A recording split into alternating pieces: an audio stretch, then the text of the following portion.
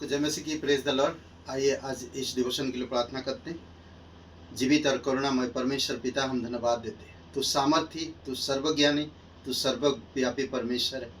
धन्यवाद देते और एक शुभ अवसर आप हमें दिए ताकि हम आपसे सुन सके और आपके साथ हमारा व्यक्तिगत और भी मजबूती बना सके। तेरी पवित्र आत्मा के द्वारा बातें करना पिता, इस वचनों के लिए धन्यवाद देते, इस डिवोशन के लिए धन्यवाद देते और तेरी आत्मा के अनुसार अगुवाई कर यीशु मसीह के नाम से मांगते हैं, आमीन। ओके, आज हम लोग जो बात करेंगे और वो है पाप और उसके परिणाम। आदम में उसकी उत्पत्ति, और हम देख सकते हैं आदम की बगीचा से लेकर आज तक वो राज करता रहा और कर रहा। पर हम धन्यवाद देते हैं कि परमेश्वर का प्रेम, परमेश्वर की अद्भुत करुणा और दया आदम की बगीचा में भी दिखाया और हम क्रूस में भी देख सकते हैं। रोमियो का 5:12 में कहता किस तरह पाप देखिए कार्यशील होता है और इसका जो परिणाम है और वो है क्योंकि सब ने पाप किया, सब ने। इसीलिए जैसा एक मनुष्य के द्वारा पाप जगत में आया और पाप के द्वारा मृत्यु आई, और इस रीति से मृत्यु सब मनुष्य में फैल गई, क्योंकि सब ने पाप किया है। सभी लोगों ने पाप किया, कोई नहीं बच सकता, सभी लोगों ने। एक अद्भुत बात है जो हम देख सकते हैं। आदम की बगीचा से उत्पत्ति हुआ और हर एक इंसान में फैल गया और हर एक इंसान उसका परिणाम दिखाई देता है। सब कोई आज परमेश्वर से दूर होकर आज मृत्यु के कगार पर है। दूसरी बात हम देखते हैं, सबों के द्वारा उसका अभ्यास किया गया, सभी लोगों के द्वारा पाप का अभ्यास किया गया, सभी लोगों ने पाप किया। आदम में शुरू हुआ, हर एक इंसान पाप करता गया। रोमियो का 3 अध्याय वचन 23 में, इसलिए कि सब ने पाप किया है और परमेश्वर की महिमा से रहित है।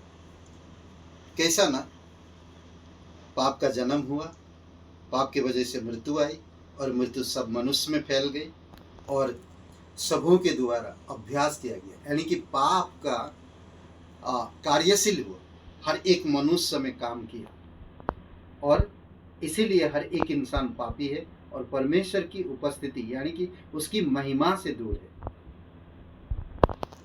उसका परिणाम अब यूहन्ना 8वां अध्याय वचन 36 में, इसलिए यदि पुत्र तुम्हें स्वतंत्र करेगा तो सचमुच तुम स्वतंत्र हो जाओगे। परमेश्वर का कृपा दृष्टि है और उसकी पुत्र प्रभु यीशु मसीह जो हमें उस पर जो विश्वास करते उन्हें स्वतंत्र करता है, और जब स्वतंत्र वो करेगा तो हम स्वतंत्र हो जाएंगे। उसके बाद में न्याय, अगर हम उसके पुत्र पर विश्वास नहीं किए और हम पाप की दशा में हैं, तो चाहे हम पुत्र पर विश्वास करें या ना करें, हर किसी का एक दिन परमेश्वर के सामने न्याय होगा।